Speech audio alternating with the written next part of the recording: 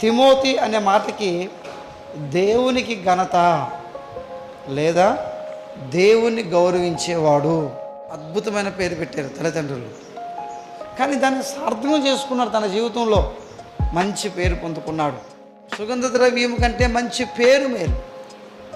ఎందుకంటే నేను ఇప్పుడు సుగంధ ద్రవ్యం పెర్ఫ్యూమ్ కొట్టుకుంటే అది ఎంతమందికి వాసన ఇస్తుంది? ఎంతమందికి వాసన ఇస్తుంది? నాతో ఉన్న కొద్ది మందికే వాసన ఇస్తుంది. పరిమితితో కూడిన సువాసన ఇస్తుంది. అదే మంచి పేరు వచ్చిందనుకోండి, మంచి పేరు ఎంతవరకు వెళ్తుంది?